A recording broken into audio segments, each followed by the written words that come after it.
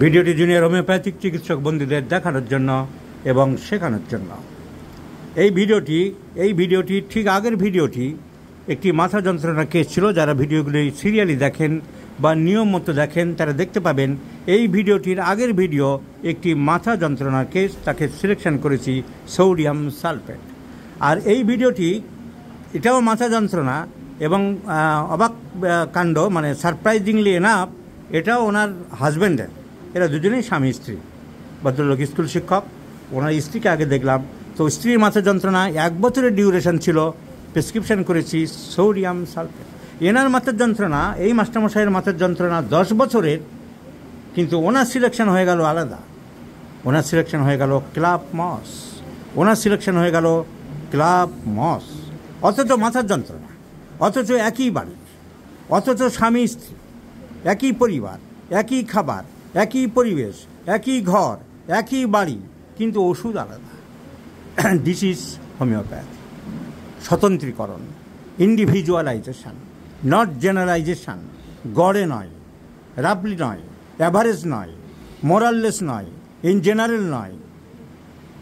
So homeopathy believes the theory of individualization based on individualizing characteristic symptoms or features.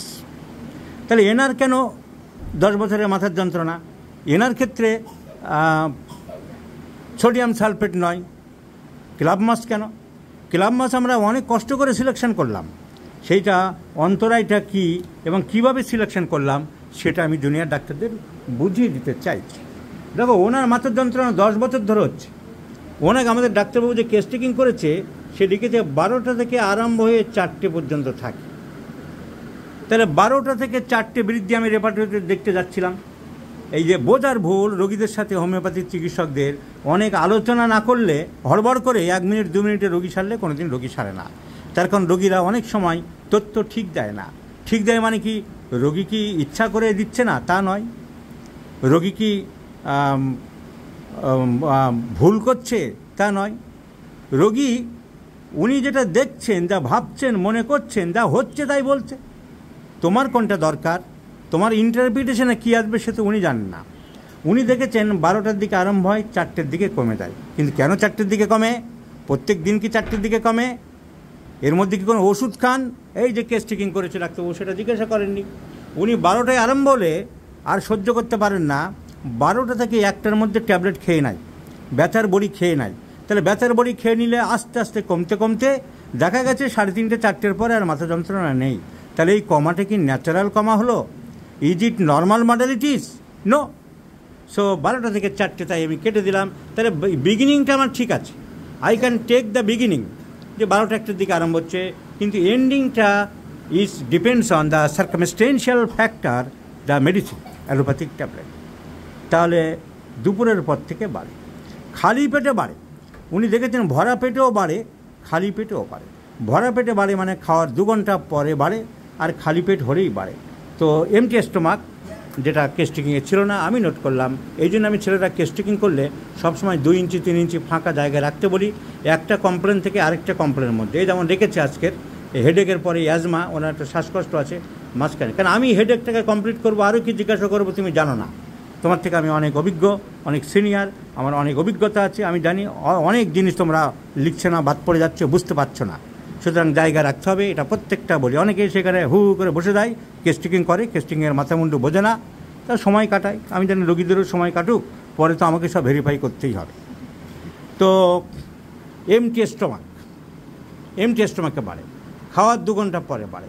আরও কিছু টুকটাক ওনার আছে, শ্বাসকষ্ট একটা হয়, করোনা ভ্যাকসিন নেওয়ার পর থেকে হয়েছে, একটা হ্যালিটোসিস আছে, সর্দি কাশি প্রায় লাগে, ক্যাচেস কোল্ড ভেরি ইজিলি।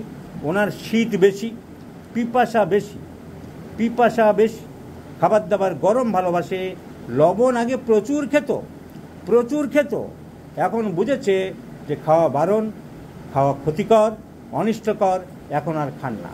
মিষ্টি কিন্তু পছন্দ করেন না, কনস্টিপেশন আছে, স্টুল হার্ড আছে। তাহলে এই পেশেন্টের জন্য আমরা তো কোনো সঠিক ওষুধে আসতে পারছিলাম না। আমি দেখলাম খাবার মিষ্টি আবার পছন্দ করে না। লাইকও যদি ভাবতাম, তাহলে খাবার দাবার গরম খায়, শীত বেশি আছে, এই দুটো সিমটম মাত্র পাওয়া গেল। আর খালি পেটে বাড়ে। এই তিনটে সিমটম আমরা লাইকোর দিকে এগুচ্ছিলাম। খালি পেটে বাড়ে lycopodium, chelidonium, psorinum, iodum, anacardium, এসব ওষুধ আছে খালি পেটে বাড়ে। ফসফরাসের দিকে আমরা যেতে চাইছিলাম, কারণ ওনার পিপাসা বেশি আছে, শীত বেশি, ফসফরাস শীত বেশি, লাইকোপোডিয়ামও শীত বেশি। কিন্তু ফসফরাসের এই সিমটমটা বেশি ইম্পর্টেন্ট। প্রচুর পরিমাণে লবণ খেতে আগে। Phosphorus May produce any disease after taking excessive quantity of salt. প্রচুর লবণ খেয়েছে, কিন্তু ফসফরাসের আর কিছু পাচ্ছি না। শুধু ওই লবণের ইতিহাস দিয়ে তো আর হবে না। আর একটা পাওয়া গেছে, অ্যাভারশন টু সুইটস, মিষ্টি পছন্দ করেন না। তাহলে ফসফরাসের bad effects of salt and aversion to sweets and chilli patient and thirst, মোটামুটি 4-5টা এই সিমটম কভার করছিল। এছাড়া আর অন্য কোনো ওষুধের নেই। করোনা ভ্যাকসিন নেওয়ার পরে মাথার যন্ত্রণা আরম্ভ হয়নি, সুতরাং করোনা ভ্যাকসিনের কোনো ব্যাড এফেক্টস হলো কি না, আমরা অন্য ওষুধ দিয়ে চিকিৎসা করাকালীন যদি কাজ না হয় তাহলে ব্যাড এফেক্টস অফ ভ্যাকসিনেশন ভাবতে পারি। But this disease was not originated from the bad effects of vaccination. সুতরাং আমরা ব্যাড এফেক্টস অফ ভ্যাকসিনেশন বলে ওষুধ চালিয়ে দেবো?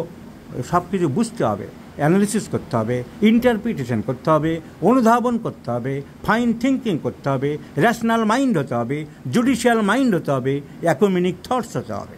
তাহলে আমাদের দুটো ওষুধ হাতে আসছে, লাইকোপোডিয়াম অ্যান্ড ফসফরাস। ফসফরাসের কি? চিলি পেশেন্ট, শীত বেশি। ফসফরাসের কি? পিপাসা বেশি। ফসফরাসের কি? সর্দি কাশি প্রায় লাগে। ফসফরাসের কি? মিষ্টি অপছন্দ করে। কিন্তু লাইকোপোডিয়ামের কি? মডালিটি ভেরি ভেরি ইম্পর্টেন্ট, খালি পেটে বাড়ছে। আবার খাওয়ার পরেও বাড়ে, দুটোই লাইকোপোডিয়াম আছে, বিশেষ করে খালি পেটে বাড়ে ইজ বেশি বেশি ইম্পর্টেন্ট। আর কি? খাবার দাবার গরম ভালোবাসে। আর কি? Chilli patient. আর কি? কনস্টিপেশন পেয়ে গেলাম। আমরা মেন্টালের দিকে গেলাম, আলোচনা করতে করতে দেখলাম 3টে সিমটম মেন্টাল। ফসফরাসের কোনো মেন্টাল সিমটমই পেলাম না। ফসফরাসের সিম্প্যাথেটিক ফসফরাস আছে, উনি সাধারণ সব মানুষের মতন। সিম্প্যাথেটিক মানে যেটা বুঝতে হবে আমাদের, ততটা ওনার নেই। উনি কাজকর্ম করেন, চলাফেরা করেন, নিজের ঘর সংসার নিয়ে থাকে। তো অত সিম্প্যাথিক আমরা গুরুত্ব দিতে পারলাম না। তাহলে অন্ধকারের ভয় নেই, বজ্রপাতের ভয় নেই, এসব মেন্টাল সিমটম কিছু পেলাম না। আমরা কিছু ফিজিক্যাল জেনারেল সিমটম পেয়েছিলাম। শীত বেশি, পিপাসা বেশি, মিষ্টি অপছন্দ করে, কনস্টিপেশন, এগুলো পেয়েছিলাম। লাইকোপোডিয়ামের ডিজিজ মডালিটি পেলাম। ডিজিজ, উনি তো রোগের জন্য এসছেন, রোগটাও তো ফেলনা নয়, রোগটা important. So aggravates in empty stomach.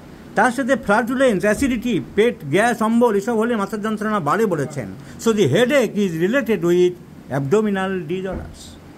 So lycopodium, empty stomach lycopodium, chilly patient lycopodium, খাবার দাবার গরম ভালোবাসে lycopodium, constipation lycopodium, physical generals এতগুলো পেলাম, রোগের পিকিউলিয়ার পার্টিকুলার পেলাম, এবং মেন্টালি ফসফরাসের কিছু পাইনি, কিন্তু লাইকোপোডিয়াম অ্যানালিসিস করে পেলাম হ্যাঁ একটু অ্যাভারিজ আছেন উনি, একটু টাকা পয়সা দেদারে খরচ করে না, টাকা পয়সা হিসাব করে, যা বাস্তববাদী আর কি। না, অন্যায় কিছু নয় এটা, মানুষ তো বাস্তববাদী হওয়া উচিত। দেদারে সব খরচ করে তোমাকে একদম ভিখারি করে রেখে যাবে, সেটা তো ঠিক নয়। তো এটা খারাপ কিছু না, অনেকে ভাবে এটা বিশাল লজ্জার ব্যাপার, তা নয়। আজে বাজে খরচ করবে কেন, যেটা প্রয়োজনে নিশ্চয়ই করবে। তো লাইকোপোডিয়াম হিসাবপত্র করে খরচ করে, বেহিসেবি দেদারে খরচ করে না, মানে সোজা বাংলায় যাকে বলে একটু কৃপণতা স্বভাব, আজে বাজে খরচ দুম করে করলাম না, এটা ওনার আছে। উনি নতুন কোনো কাজে হাত দিলে একটু নার্ভাস বোধ করেন যে পারবো কিনা, হবে কিনা, এরকম একটা ফিলিংস হয়। This symptom is found in lycopodium and সাইডিসিয়া।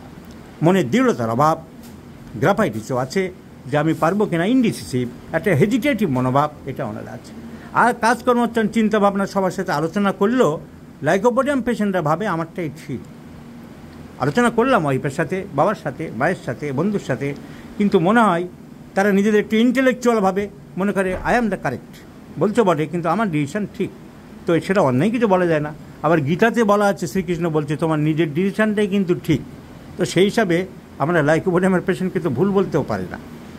তো এটা আপনার মনের মধ্যে আছে, আলোচনা করেন কিন্তু মনে মনে ভাবেন যে আমারটাই ঠিক আছে। So this dogmatic mentality, this average tendency, this nervousness and hesitatedness and indecisiveness before engagement of any work, chilly patient, desire for warm food, constipated, head pain aggravates in the empty stomach, আর tablet না খেলে modality কী দাঁড়াতো আমরা জানি না, and the headache is associated with gastro disturbance.